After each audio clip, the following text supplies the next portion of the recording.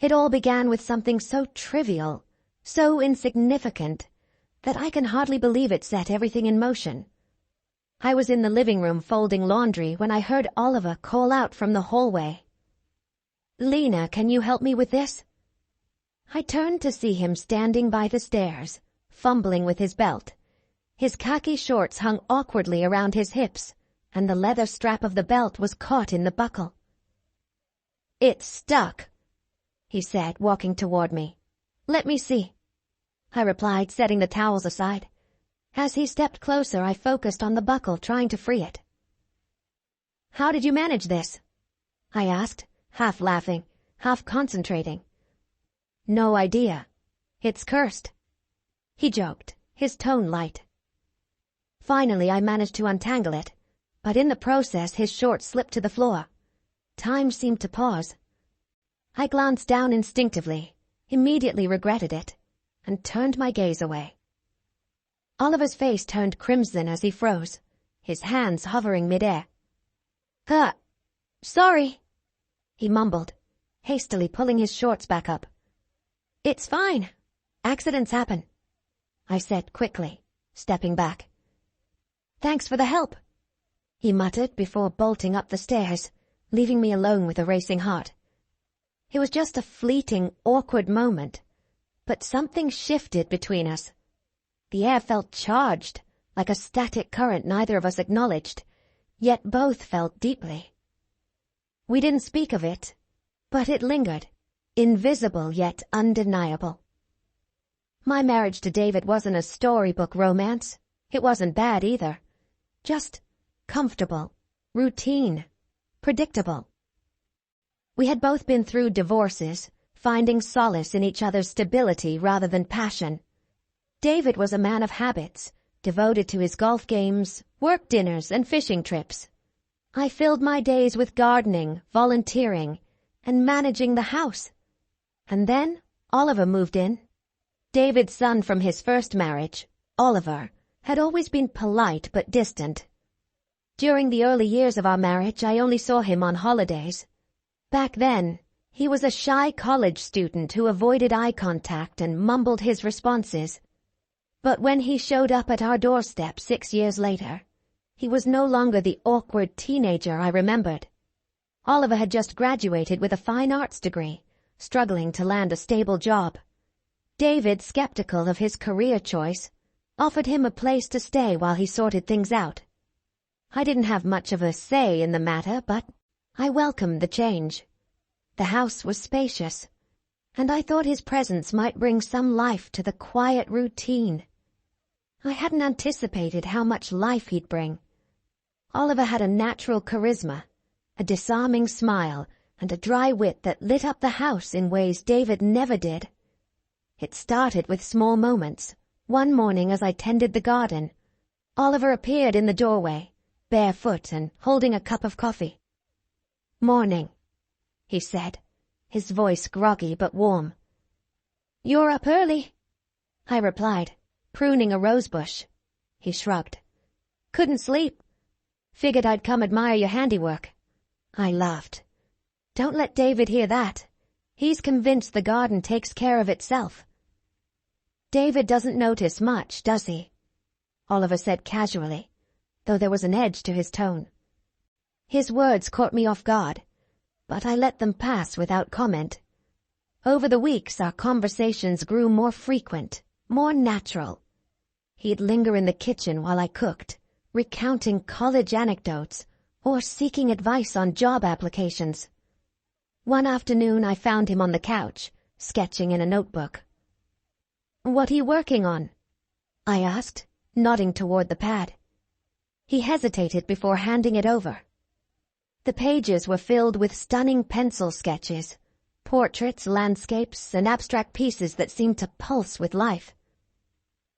"These are incredible," I said, genuinely amazed. "Thanks. It's just something I do to pass the time," he replied softly. "You should share these with someone. A gallery, an art dealer. You have real talent, Oliver." He smiled faintly, his eyes meeting mine. You're the first person who's ever said that. His words lingered with me long after the conversation ended. There was a vulnerability in his tone that stirred something deep inside me. Something I couldn't quite name. And then came the belt incident. For days afterward, the air between us felt charged with unspoken tension. I avoided being alone with him, but in a house that large yet eerily quiet, it was impossible. Our paths crossed constantly. One evening, as I stood at the sink washing dishes, Oliver walked into the kitchen. His hair was damp from a shower, and he carried himself with a tentative energy. "Lena," he said softly. I turned, my chest tightening at the sound of my name. "Yes?" I wanted to apologize. For the other day. That was awkward." "It's fine," I said quickly, turning back to the sink. "Let's just forget about it." "I don't think I can," he admitted, his voice barely above a whisper. I froze, my hands submerged in soapy water.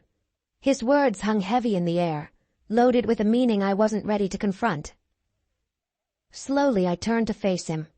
"Oliver, we can't—" I began, my voice faltering. "I know," he interrupted, stepping closer.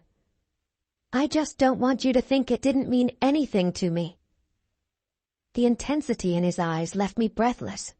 For a moment, the space between us seemed to disappear, and the world narrowed to just the two of us. Then David's voice boomed from the front door, shattering the moment. "I'll be right there," I called out, turning away from Oliver. My hands trembled as I dried them on a towel. The days that followed were a whirlwind of confusion and self-recrimination. I buried myself in tasks, trying to suppress the gnawing guilt and the strange exhilaration that refused to fade. But it wasn't enough.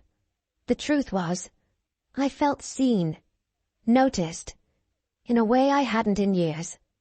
And then, everything changed again.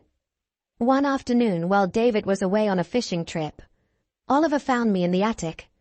I was sorting through old boxes, trying to distract myself from the storm inside me. "Need a hand?" he asked, climbing the creaky stairs. "No, I'm fine," I replied, not looking up. But he didn't leave. Instead, he crouched beside me, pulling a dusty photo album from a box. "Who's this?" he asked, pointing to a faded photo of a young couple at the beach. "That's me and my first husband," I said quietly. "You look happy," he observed, his tone neutral. "I was," I admitted, "but life has a way of changing things." He nodded, his gaze lingering on the photo before turning to me. "Do you regret it? How things turned out?" I hesitated, the question cutting deeper than I expected. "Sometimes, but regret doesn't change anything." Oliver reached for my hand, his touch warm and grounding. "Maybe not. But choices still matter." The weight of his words hung between us, and for the first time, I felt the full gravity of the situation. This wasn't just a fleeting infatuation or a misguided impulse. It was a crossroads. I pulled my hand away gently, rising to my feet. "I think you should go, Oliver." He stood too, his expression conflicted. "Lena, please," I insisted, my voice firm. "We can't keep doing this." He nodded slowly, his shoulders slumping as he turned to leave. I watched him descend the stairs, a pang of loss striking me in the chest. But I knew it was the right thing to do. In the weeks that followed, I focused on rebuilding the walls between us. Oliver found a job in another city, and the day he left, I felt both relief and an aching emptiness. As his car disappeared down the driveway, I realized something important. It wasn't just about him. It was about me, about the parts of myself I'd neglected, the dreams I'd buried, and the life I still had ahead of me. Oliver had been a spark, a catalyst, but the fire was mine to tend. David never noticed the change, too absorbed in his routines to see the shifts beneath the surface. But I knew. And for the first time in years I felt alive. Not because of someone else, but because I'd found the courage to confront my own truths. And that was the real beginning.